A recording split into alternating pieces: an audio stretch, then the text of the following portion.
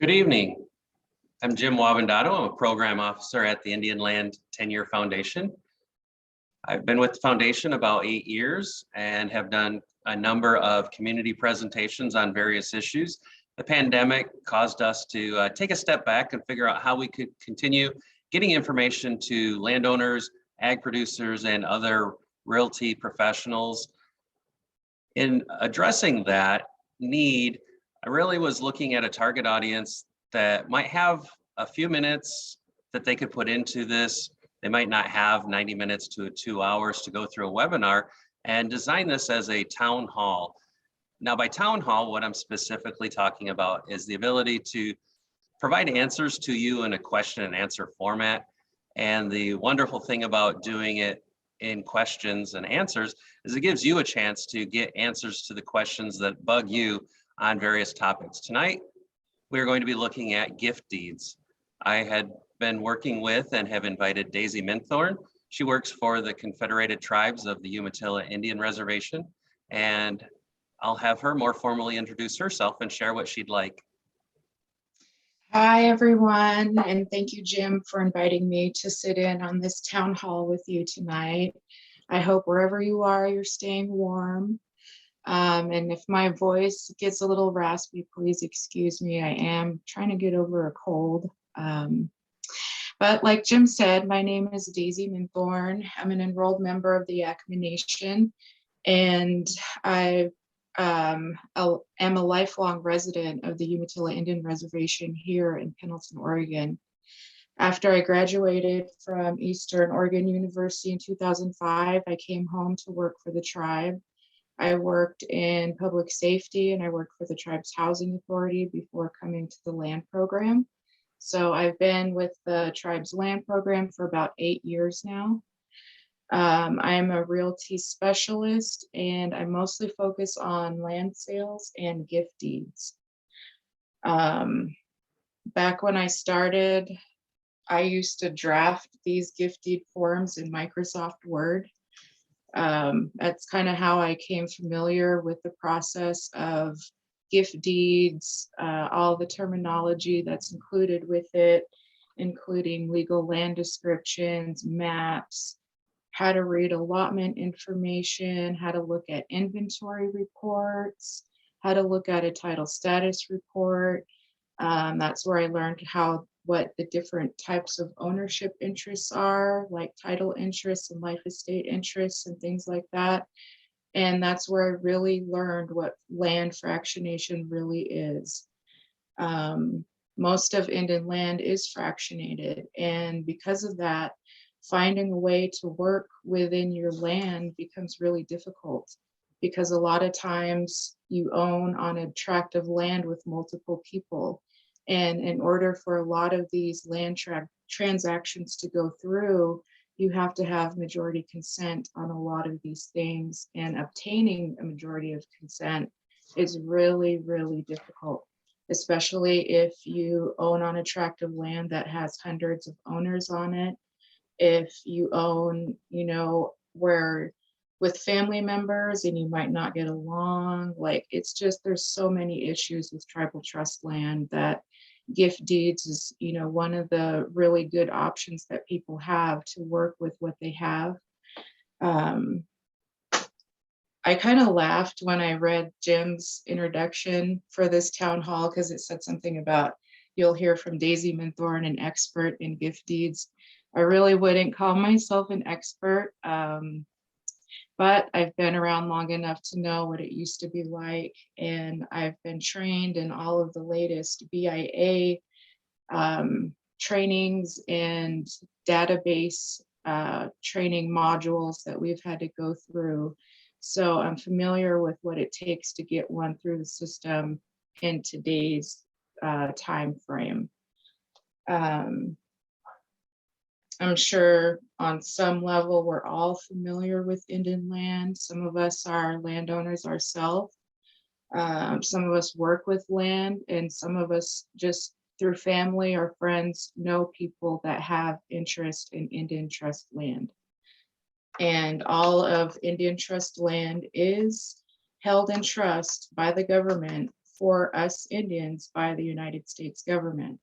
And since it is held in trust status, the Bureau of Indian Affairs is, responsible for managing all of the revenues, the contracts, title transfers, land sales, gift deeds, rights of way, easements, mortgages, and fee to trust transactions on tribal land.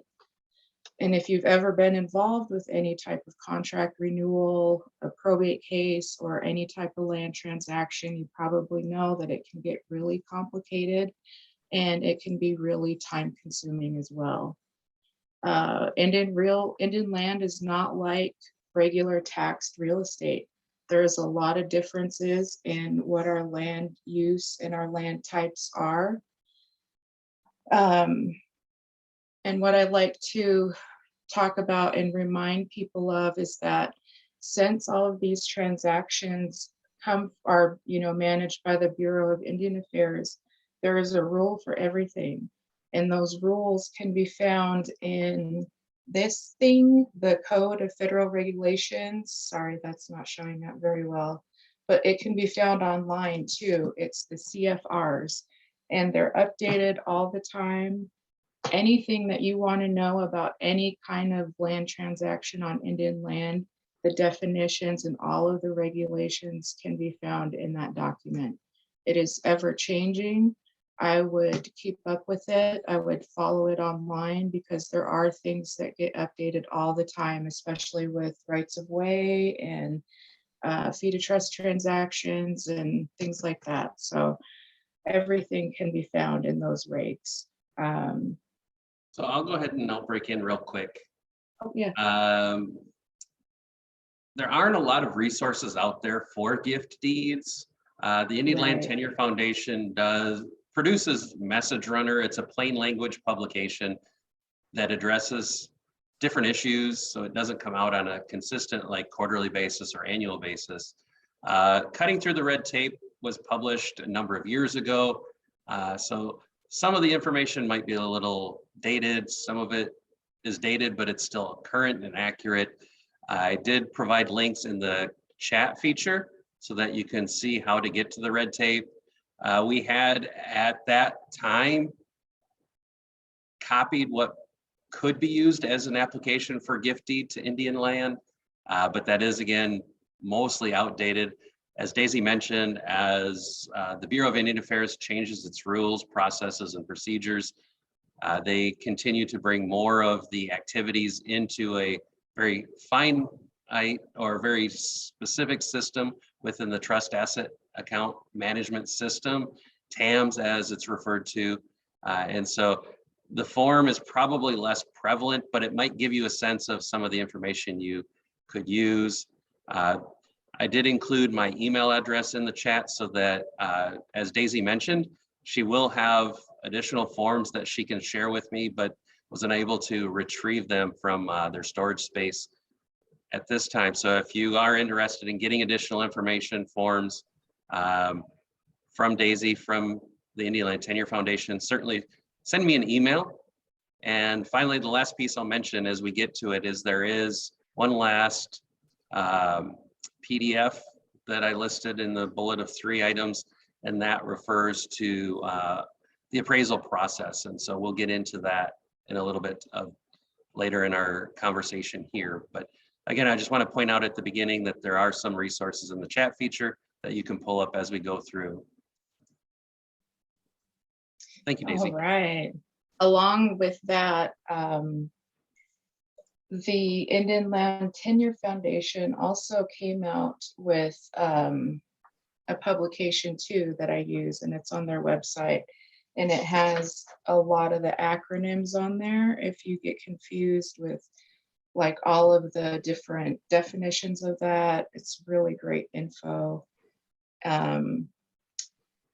But basically, those CFRs are very, very, very, they contain all of the regulations. They're very complicated reading to get through.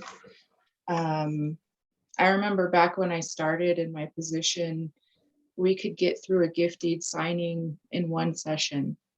Back then, all the landowner had to do was give us a call and we could prepare their forms for them and set up a meeting time for them to come in and sign everything in one sitting.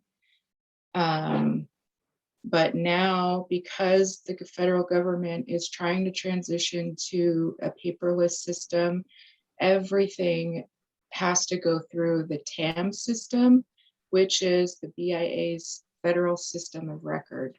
So it's mandatory. There is no other way to do a gift deed or a land sale transaction or any other type of trust transaction other than going through TAMS.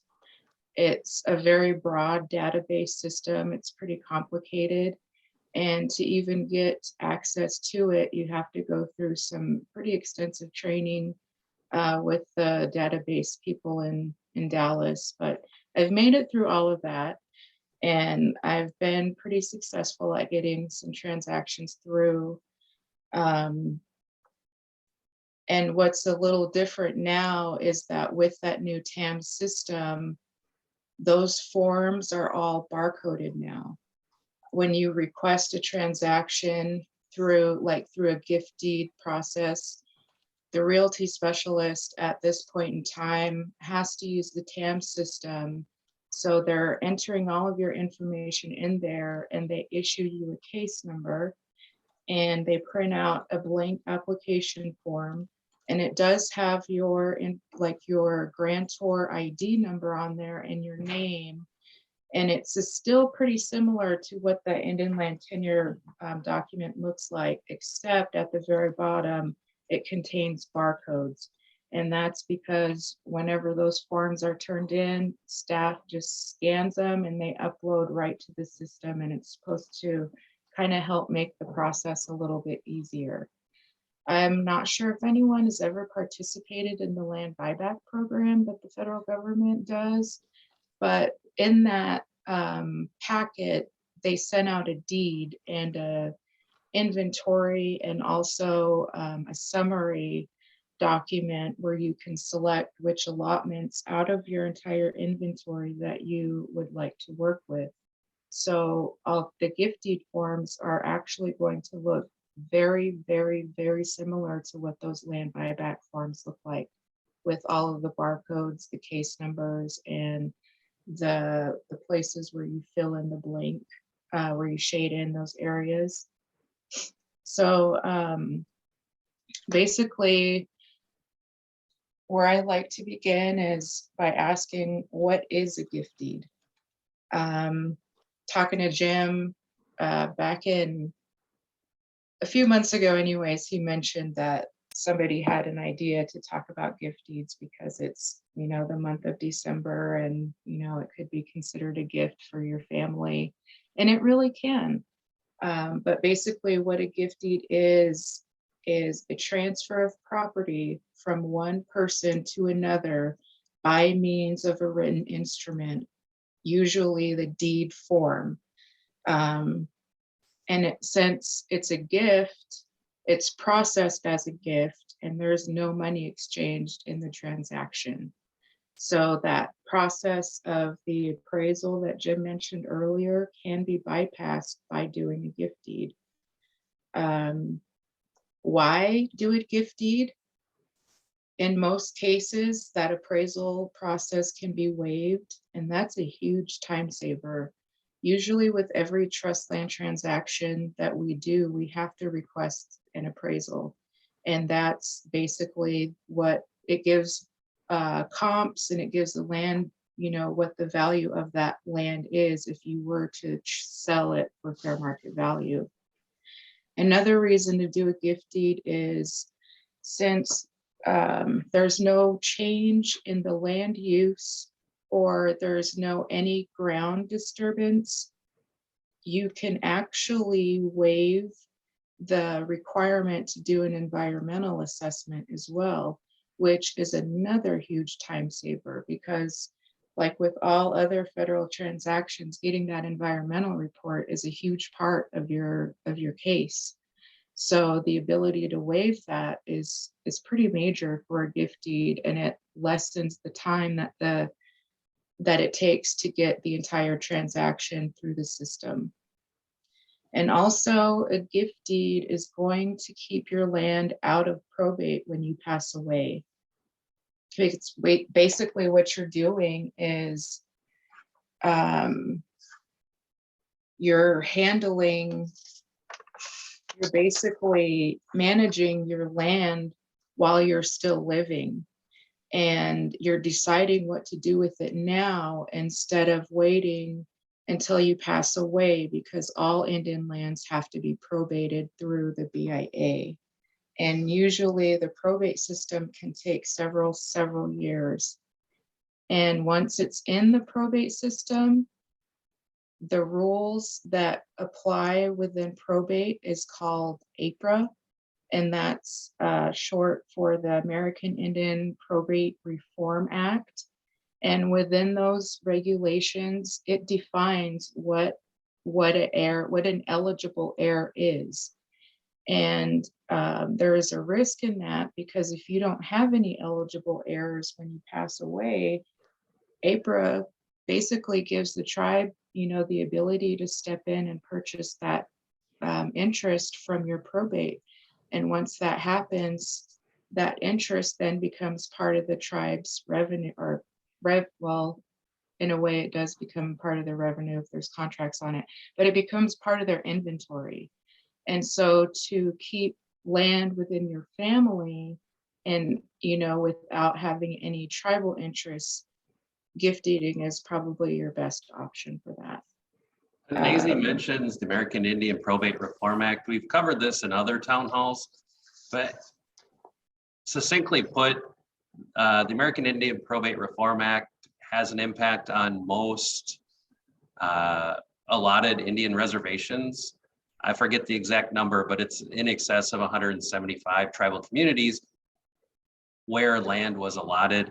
The caveat I will put in is that there are about 20 tribal communities who have probate acts passed by Congress or probate codes approved by the Secretary of Interior.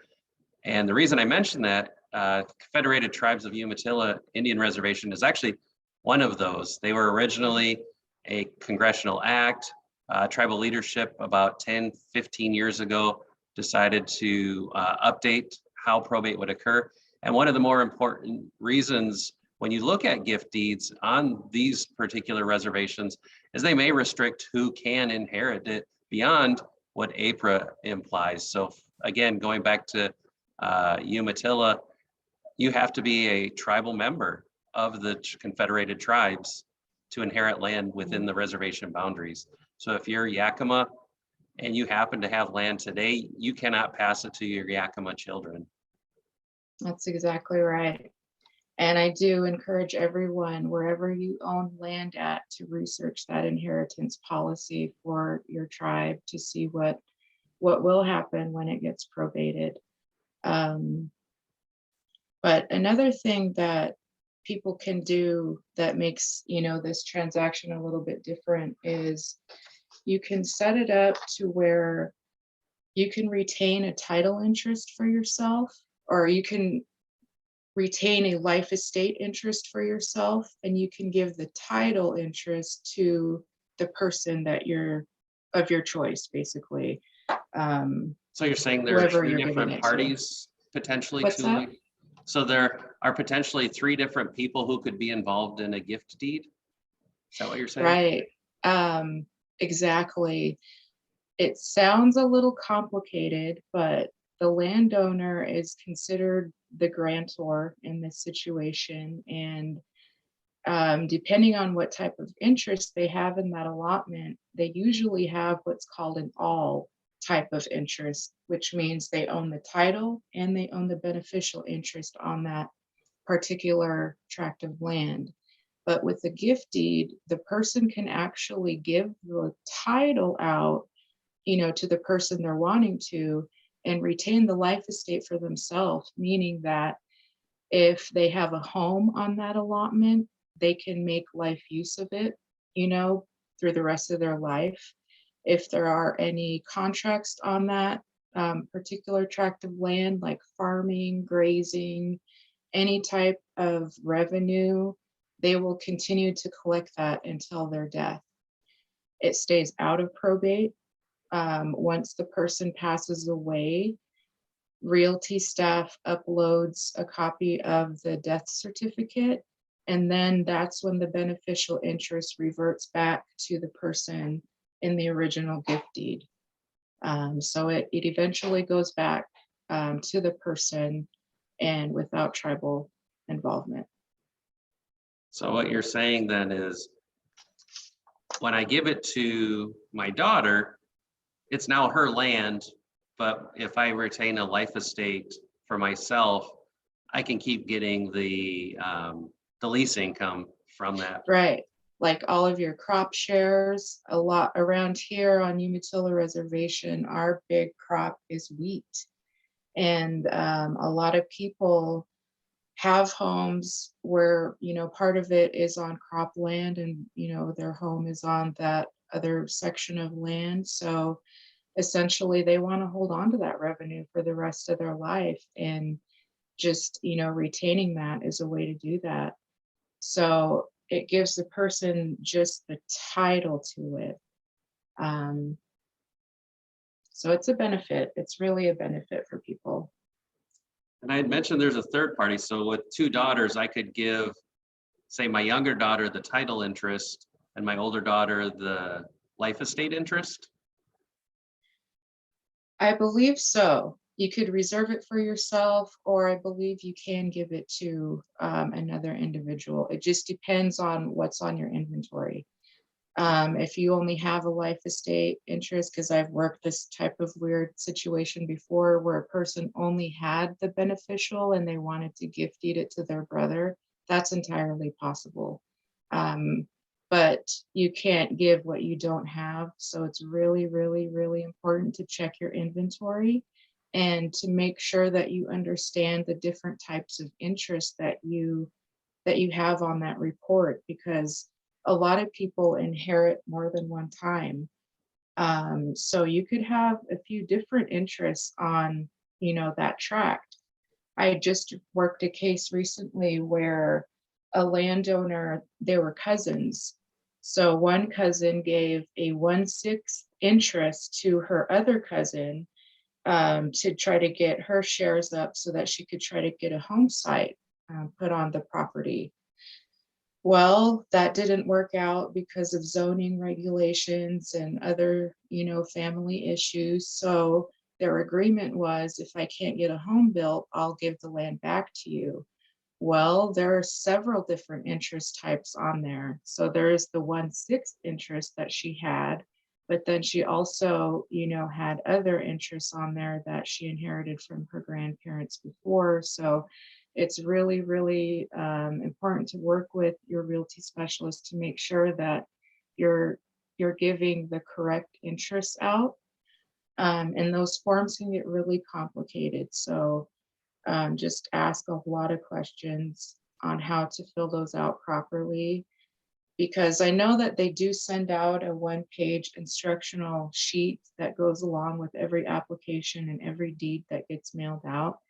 But it's pretty intense reading. So I would just recommend that everyone stay in touch with whoever they're working with at their agency to make sure that they're transferring everything as they intend to, and that there's no mistakes being made, because once a gift deed is recorded and done, it's final. It can't be undone. The only way to undo it is for the person you gave it to give it back to you, if that makes sense. Well, I think that's an important thing with a will. I'm going to be gone, so I mean, in some way of putting it, I really am not going to care, because Yeah, I'm not going to be there to see how that shakes out. But as a gift deed, then it's important to know to whom you're going to give it to, and that you've thought about it pretty hard. I know, unfortunately, drugs and alcohol run through many communities. And so that is one danger. If you give it to a grandson or a granddaughter who falls into the needle or falls into the bottle, if they're unwilling to, they won't give it back, and they could sell it potentially. right.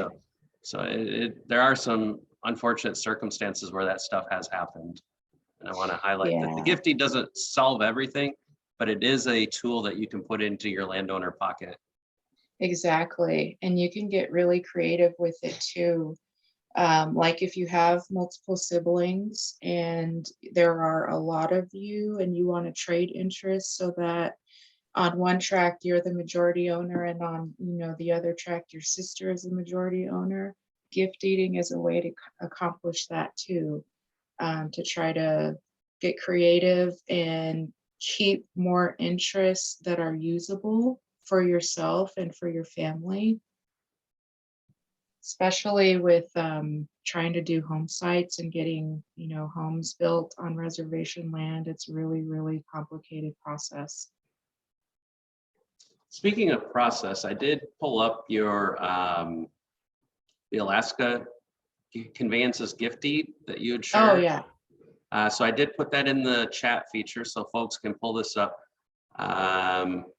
Do you need to see it, or are you pretty familiar Oh, with I it? looked at it. Yeah, it's just very, very general information about the gift deed process.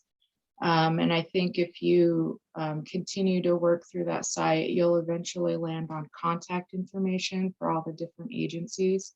So that's another tool for people too.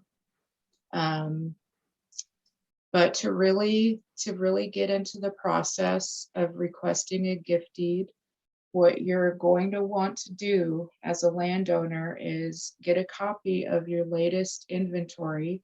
You can request that through your superintendent at your agency, or if you own land, you do get a quarterly IIM statement, and all of your tracts are included in that report as well. Contact your agency. I prefer to have people do it in writing. That way, if there is a really specific request that they're wanting to do, like, for example, like I mentioned, that really specific 1/6, title interest or whatever, they can specify it on the letter. Um, your realty person will encode all of your information, issue the case number, and mail out a gift deed application. Once you get that application in the mail, you do have to get it notarized. That's a new step that just came out with this TAMS A&D module that we have to work in now. So check with your tribal government, your bank, or your local agency to see if there's any notaries on staff who could work with you on getting that done. Once you turn your application in, our superintendent is going to approve it electronically in our system. And once he does that, it gives us the ability to print out your deed. And that deed, like I mentioned before, is going to be very specific. It's going to have the specific tract of land on there. It's going to have the legal land description on there. And a place for the landowner to notarize. And then it's also going to have a report of what land is being given and who the land is being given to. So if there are any life estate holders or any special interest holders, it's all going to be contained in that deed. Once the deed gets turned in, the staff will package everything up and send it off to recording to Land Titles and Records Office.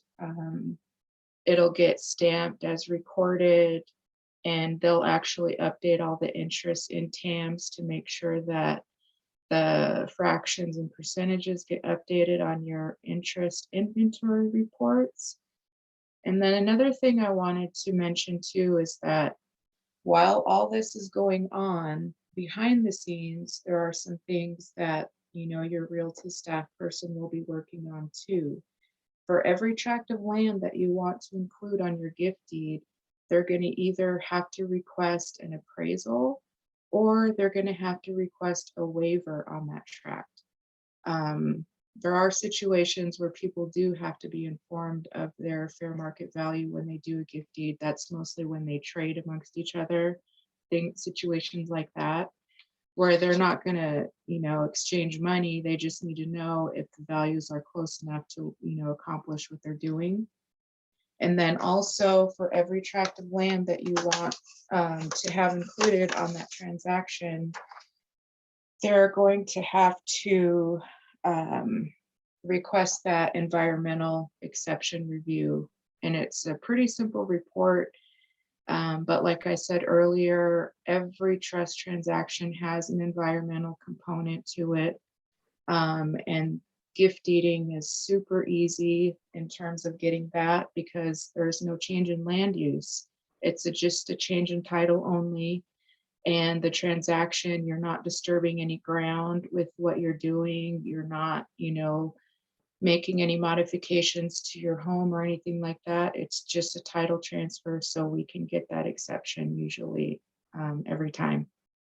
So And then also the staff people are going to be updating and adding new people in. Like if you're gift deeding to a person who doesn't own land yet, we'll be creating BIA account numbers for people and uploading all of their enrollment and working with their tribe and getting their identity set and their information set up in the BIA system. I can take a quick step back, Daisy. Oh, yeah. You had mentioned that they would request an appraisal, they would request an environmental review. The waivers can be done for the appraisal. We could do what they call a categorical exclusion, a CADEX in Right. short terms. Who is the party that actually requests that? Is that going to be somebody like you who works for the tribe or the Bureau of Indian Affairs, or is that something I have to tell you I want to do? It would be your staff person.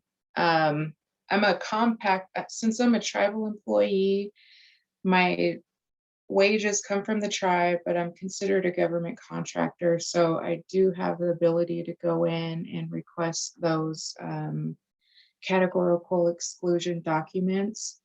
It's pretty much a staff process that we are in charge of doing every time. And it can get complicated because once you request that document, you have to upload all of the maps for every single tract that you're doing. You have to upload the longitude and latitude, all of the legal descriptions, any supporting documentation, just to prove that there is not any change in land, use or disturbance or anything like that. So having said that part of it, where you're talking about the list, as somebody who's looking to give my land to my daughters through a gift deed, am I going to be better served to list them all as one long laundry piece? Or would we, because this is a process, I'm assuming it's better to do it all at once rather than each parcel that I'm considering? It's up to you.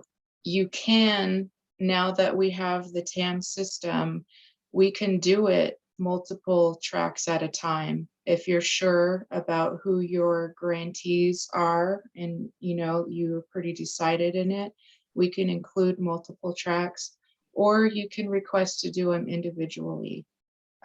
It's up to you. Usually what happens is somebody will have a lot of tracks that they own, and they'll say, I want to give these 3 to this daughter and these 3 to this daughter. And so we usually try to work with them to make sure that we can get their needs accomplished through as little transactions as possible, just because of all of those other requirements that we have, like requesting that environmental exception and requesting the waivers for the appraisals and things like that. Okay. Well, highlight then, if folks have questions, make sure to submit them through the chat feature and I can make sure that we get them included. One of the questions I had beforehand had to do with gift deeds involving non-Indians. So we've got non-Indian spouses, we might have kids who can't get on the tribal rolls. Can a gift deed for Indian land be given to a non-Indian? And if they do, does it still maintain its Indian status? I would check the CFRs because in those CFRs, they define every type of relationship. And what they say is that you have to be a lineal descendant of that person. So if it's your child, you probably can do it. But if they're not related to you at all, you have to prove what's called a special relationship to the superintendent. And that would probably be like your spouse or something. And then it would be up to them to decide if they can hold title to those lands or not. So really, it's a technical matter and it's heavily regulated by those CFRs. So it sounds like a life estate might be a better option if I wanted to give it to a non-Indian relative or friend. Yes. Yes, depending on your inheritance code and all those other things where your land is located. There's so many factors to it, but yeah. And I shall point out that neither Daisy nor I are attorneys, and so we're not providing legal advice. Right. But considering that the American Indian Probate Reform Act does specifically contemplate that spouses and other lineal descendants may not be tribal citizens, that they can inherit land, especially spouses would get life estates without a written will. That's why I'm kind of assuming that a non-Indian could get a life estate, but that would be the greatest that would be generally acceptable. Yeah. In a lot of the recent probates that I've seen, the non-Indian spouses are getting life estates. And they, they can relinquish those if they don't even want anything to do with it. There's a lot of different options within their probate choices too. But yeah, I would always refer to those CFRs because those contain all of the rules for all of these, relationships and the definitions and everything like that.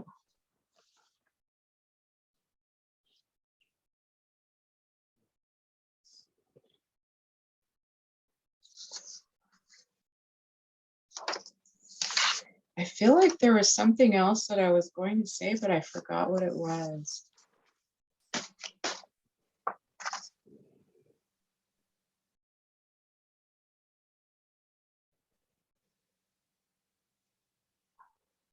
Looking through some of your earlier notes. I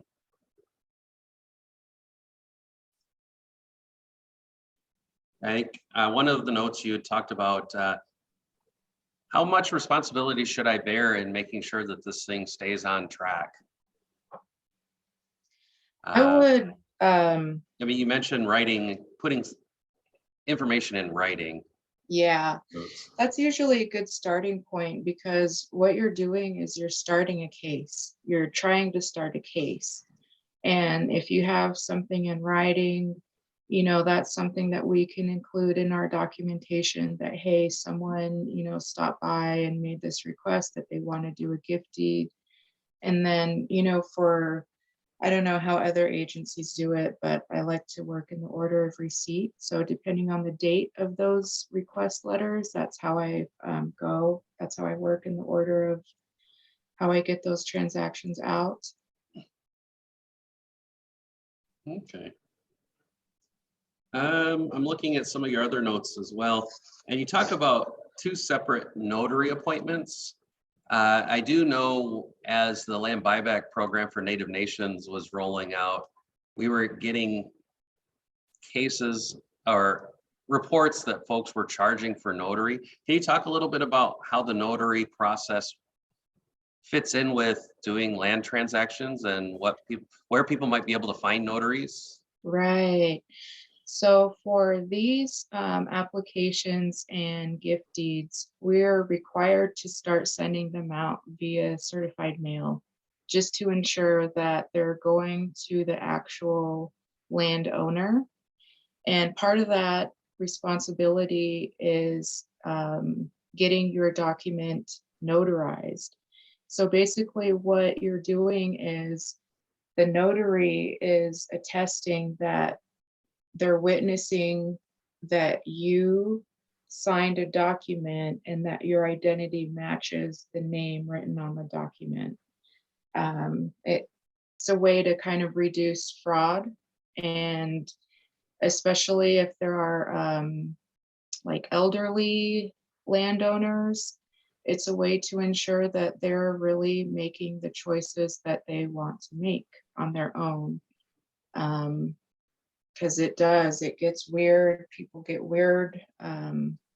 There's so many situations that could happen. But yeah, it does. I know it does take a little bit of time to get things notarized, but like I mentioned earlier, check with your tribal government.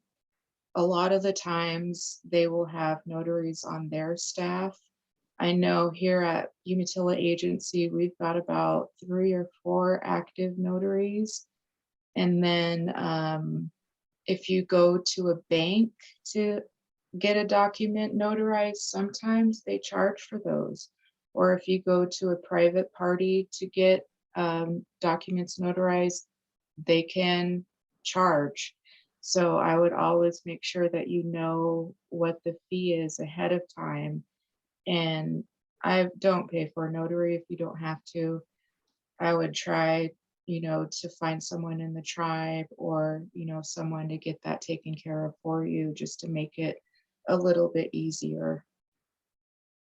And then I forgot to say, to try to keep, in terms of keeping these transactions on track, put the request in writing, and then if you don't hear anything within 30 days, call them.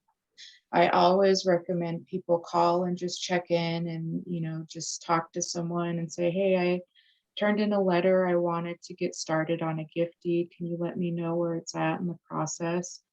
Or even when the realty specialist does start working on your case and they send you that first letter, the clock starts ticking and they have to monitor those timelines. So if you don't respond in a certain amount of time, they have to follow up with a second letter and then a final letter.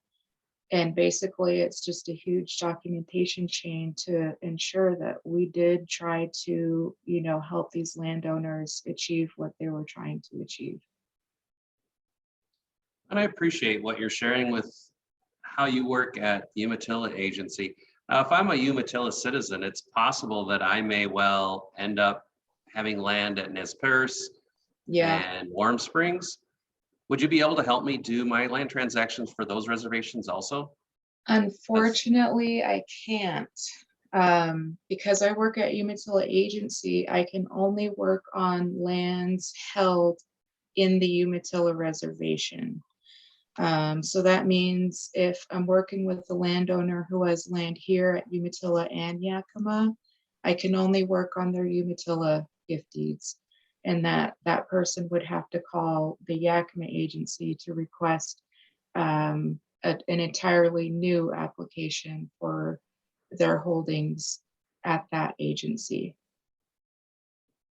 Okay.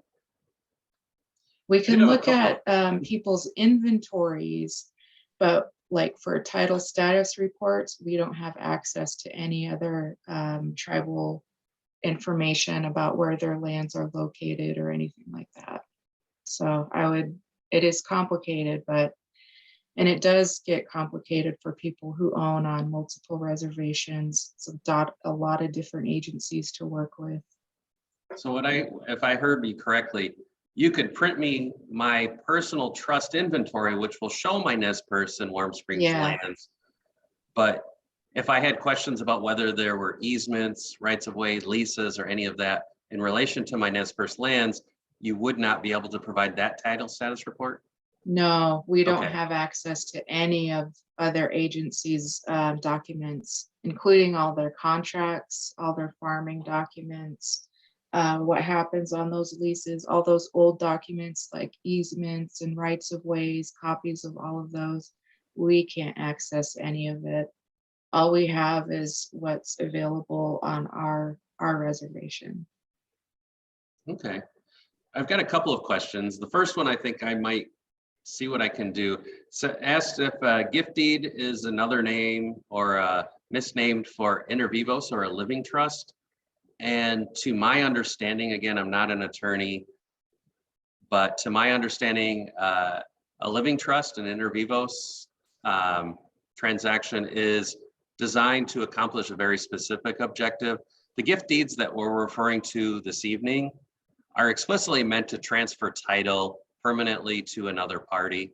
As we were talking about life estates, that's the ability to maintain some degree of beneficial ownership, but the title transfer is really what we're getting at with the gift deeds. Does that sound about right, Daisy? Yeah. Okay. Yes, all a gift deed is an exchange of title interest to one person to another. Okay. This next question or set of questions I'm going to pass along. It says a lineal descendant not enrolled can inherit an ownership interest, question mark, or just a life estate interest. So we kind of addressed that a little bit, but can you kind of go back through that again? So can a lineal descendant who's not enrolled inherit their ownership interest or only a life estate? It depends on whoever that tribe's, whatever their inheritance code is. Each tribe has their own rules about who can inherit land. Usually you have to be a tribal member of that tribe to inherit. And if you're not, they usually just give the life estate. But if it gets probated, the tribe is usually going to step in and purchase it. So, and that person will get the beneficial, meaning they'll get all the revenue from it, but they will not be eligible to take title of those lands because they're not defined as enrolled. Sure. And they kind of asked if that's a discretionary decision by the superintendent, and I'm hearing it's a statutory and regulatory. For probate, it's definitely discretionary statutory. decision. Yeah, Okay. for probates, it's statutory. For gift deeds, like I was mentioning before, that might be able to fall under that special relationship clause. But again, that's up to the superintendent to decide all of that. If you can't prove any type of lineal relationship or lineal descent, I think that's the only time it can be discretionary. And we were talking about the gift deed transaction, not as much the estate as it goes through probate with a will or without a will. That has a different set, and Daisy may have some information, I may have some information, but it's a slightly different topic than we're hoping to get through tonight. So just to be clear, inheriting is not something that's done through the gift deed process. Right, it's totally different. Gift deed is basically you deciding while you're living what you want to do with it and doing the transaction in a way, to where you're benefiting from it. Or if you don't want anything to do with the land, you can just, give all of those interests to your person, whoever that may be.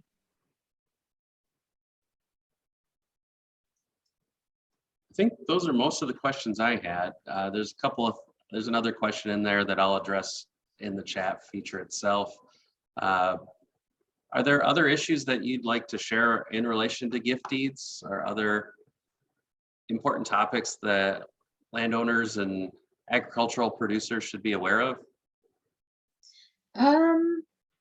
I would just encourage people, if they don't understand anything about their land holdings or their inventory, to get in touch with somebody at your agency. Ask questions about your land, even if you think they're dumb questions. To me, no question is a dumb question. And I know when I inherited land for the first time, I had no idea what the acronyms meant. I had no idea what any of that stuff was. But the more you work with it, the more you get familiar with the terminology, and the more you talk to your workers, the easier it is to come to some sort of solution on what works best for you in your particular situation. Are there any federal tax consequences for executing a gift deed or being the recipient of a gift deed? No, since the land is tribal trust, it's not taxed. If it was fee land, that's taxed land, but that's a different type of transfer. Maybe for another day. Okay.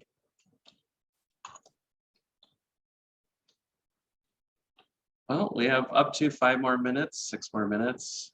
Any other questions from the audience that you'd like Daisy to address, or?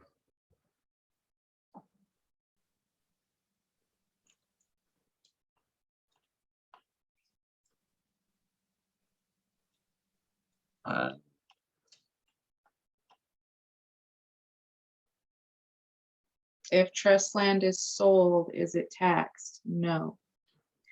When you sell your land, it all goes through the TAM system, and since it's a trust land, it's an asset of the government. All of that revenue has to flow through the IIM system. So there's an invoice that gets generated, and it goes through the lockbox system, and it flows through the same system as your IIM payments, basically. Is the income made from the sale taxed?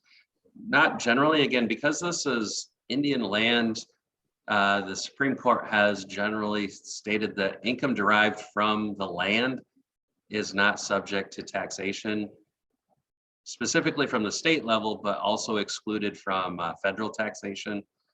Right. Court cases have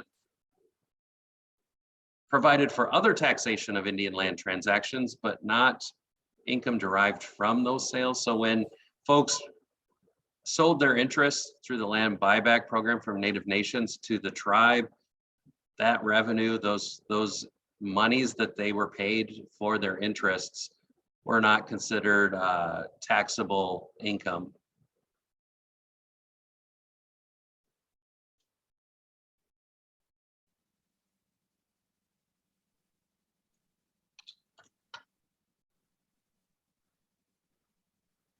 All right, well, I guess we can all kind of head home early. Again, I want to thank everyone for showing up tonight. I will give a quick shout out to my colleague, Nicholas Emmons. Nicholas, when I was talking to him about different topics this year, said, December, Christmas, you should take a look at gift deeds. And so I did want to kind of mention that that was his suggestion, and I thought it was a great way to kind of close out our year. I will be working on a schedule for 2022, and as that comes together, making sure to get information out to people. Ultimately, look for a follow-up email. We do provide for surveys to allow you to give us feedback on the presentations, the materials, other topics that might be of interest. And ultimately, when we send that email out, it will include a link for this video so that you can review it again, or perhaps share it with some of your relatives or colleagues who didn't get the opportunity to participate this evening. Again, thank you very much, Daisy, for making some time for all of us. No, thank you for inviting me, and thanks everyone for sharing some time with us this evening. I know it's kind of a heavy topic, but if you have questions, feel free to reach out to me, or utilize the Indian Land Tenure Foundation website. There's so many resources on there for people.